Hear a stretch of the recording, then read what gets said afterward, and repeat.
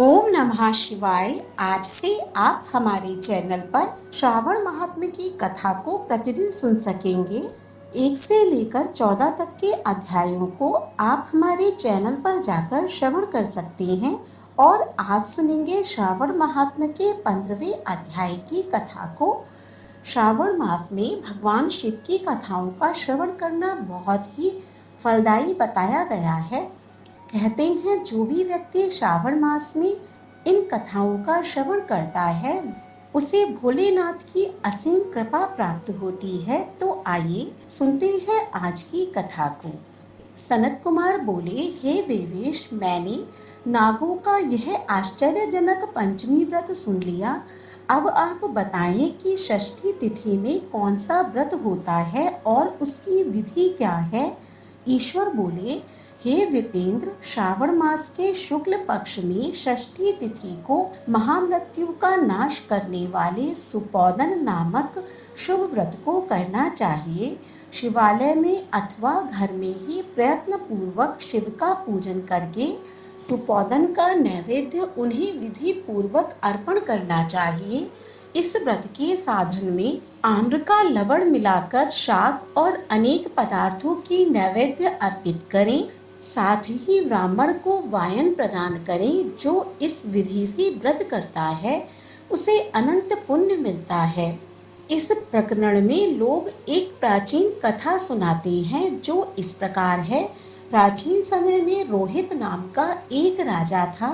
काफी समय बीतने के बाद भी उसे पुत्र रत्न की प्राप्ति नहीं हुई। तब पुत्र की अभिलाषा में उस राजा ने अत्यंत कठोर तप किया। ब्रह्मा जी ने राजा से कहा, तुम्हारे प्रारब्ध में पुत्र नहीं है। तब भी पुत्र की लालसा में वह राजा अपनी तपस्या से जरा भी विचलित नहीं हुआ। इसके बाद राजा तपस्या करते करते संकटग्रस्त हो गए। तब ब्रह्मा जी पुनः प्रकट हुए और कहने लगे, मैंने आपको पुत्र का वर तो दे दिया है, लेकिन आपका यह पुत्र अल्पायु होगा। तब राजा तथा उसकी पत्नी ने विचार किया कि इससे रानी का बांझपन तो दूर हो जाएगा, संतानहीनता की निंदा तो नहीं होगी। कुछ समय बीत जाने के बाद ब्रह्मा जी के वरदान से उन्हें पुत्र रत्न की प्राप्ति हुई। राजा ने विधि पूर्वक उसके जात कर्म आदि सभी संस्कार किए। दक्षिणा नाम वाली उस रानी व राजा ने अपने पुत्र का नाम शिवदत्त रखा। उचित समय आने पर भयभीत चित्त वाले राजा ने पुत्र का यज्ञोपवीत संस्कार किया, किंतु राजा ने उसकी मृत्यु के भय से उसका विवाह नहीं किया। तदंतर 16वें साल में उसका पुत्र शिवदत्त मृत्यु को प्राप्त हो गया। तब ब्रह्मचारी की मृत्यु का स्मरण करते हुए राजा को बहुत चिंता होने लगी कि जिन लोगों के कुल में कोई ब्रह्मचारी मर जाए तब उनका कुल खत्म हो जाता है और वह ब्रह्मचारी भी दुर्गति में पड़ जाता है। सनत कुमार बोले, हे देवदेव, हे जगन्नाथ, इसके दोष निवारण का उपाय है या नहीं? यदि उपाय है तो अभी बताएं जिससे दोष की शांति हो सके। ईश्वर बोले, यदि कोई स्नातक अथवा ब्रह्मचारी मर जाए तो अर्क विधि से उसका विवाह कर देना चाहिए। इसके बाद उन दोनों ब्रह्मचारी तथा आक को परस्पर संयुक्त कर देना चाहिए। अब अर्क विवाह की विधि कहते हैं, मृतक का गोत्र नाम आदि लेकर देश काल का उच्चारण करके कहें कि मैं मृत ब्रह्मचारी के दोष निवारण हेतु वैसर्गिक व्रत करता हूँ। सर्वप्रथम सुवर्ण से अभ्युदयिक करके अग्नि स्थापन कर आधार होम करके चारों विहातियों ओम भूर ओम भुवः ओम स्वाहा ओम महा से हवन करना चाहिए। इसके बाद व्रत अनुष्ठान के उत्तम फल के निमित्त व्रतपति अग्नि के संपादनार्थ विश्व देवों के लिए घृत की आहुति डालें। उसके बाद स्विष्ट व्रत होम करके अविष्ट होम संपन्न करें। पुनः देश काल का उच्चारण करके इस प्रकार बोले, मैं अर्क विवाह करूंगा। उसके बाद सुवर्ण से अभ्युदित कृत्य करके अर्क शाखा तथा मृतक की देह को तेल तथा हल्दी से लिप्त करके पीले सूत से वेष्टित करें और पीले रंग के 2 वस्त्रों से उन्हें ढक दें। इसके बाद अग्नि स्थापन करें और विवाह विधि में प्रयुक्त योजक नामक अग्नि में आधार होम करें व अग्नि के लिए आज्य होम करें। उसके बाद चारों व्याहतियों से ओम भू, ओम भुवा, ओम स्वाहा, ओम महा, बृहस्पति तथा कामदेव के लिए आहुति प्रदान करें। पुनः घृत से स्विष्टकृत होम करके संपूर्ण हवन कर्म समाप्त करें। उसके बाद आग की डाली तथा मृतक के शव को विधि पूर्वक जला दें। मृतक अथवा म्रियमाण के निमित्त 6 वर्ष तक स्विष्टकृत होम करके संपूर्ण हवन कर्म समाप्त करें। उसके बाद आग की डाली तथा मृतक के शव को विधि पूर्वक जला दें।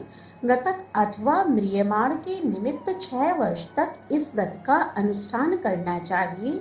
इस अवसर पर 30 ब्रह्मचारियों को नवीन कौपीन वस्त्र प्रदान करना चाहिए और हस्त प्रमाण अथवा कान तक लंबाई वाले दंड तथा कृष्ण मृग चर्म भी प्रदान करने चाहिए।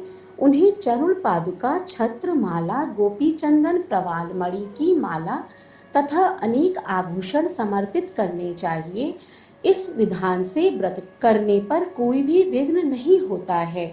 ईश्वर बोले। ब्राह्मणों से यह सुनकर राजा ने मन में विचार किया कि यह अर्क विवाह तो मुझे गौण प्रतीत होता है, मुख्य नहीं, क्योंकि कोई भी व्यक्ति मरे हुए को अपनी कन्या नहीं देता है। मैं राजा हूँ, अतः मैं उस व्यक्ति को अनेक रत्न तथा धन दूंगा जो कोई भी इसकी वधू के रूप में अपनी कन्या प्रदान करेगा। उस नगर में एक ब्राह्मण था। उस समय वह किसी दूसरे नगर में गया हुआ था। उसकी एक सुंदर पुत्री थी जिसकी माता की मृत्यु पहले ही हो चुकी थी। ब्राह्मण की दूसरी भी पत्नी थी जो ब्राह्मण की पुत्री के प्रति बुरे विचार रखती थी तथा दुष्ट मन वाली थी। कन्या 10 वर्ष की तथा दीन थी और अपनी सौतेली माता के अधीन थी। अतः सौतेली माता ने द्वेष तथा अत्यधिक धन के लालच में 1 लाख मुद्रा लेकर उस कन्या को मृतक राजकुमार के लिए दे दिया।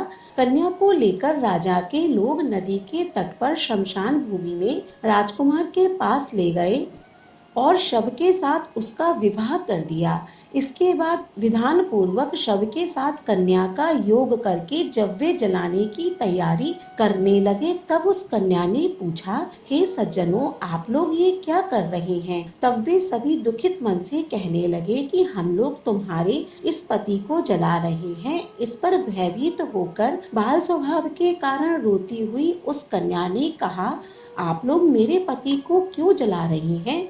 मैं जलाने नहीं दूंगी। आप लोग सभी यहाँ से चले जाइए। मैं अकेली ही यहाँ बैठी रहूंगी और जब ये उठेंगे तब मैं अपने पतिदेव के साथ चली जाऊंगी।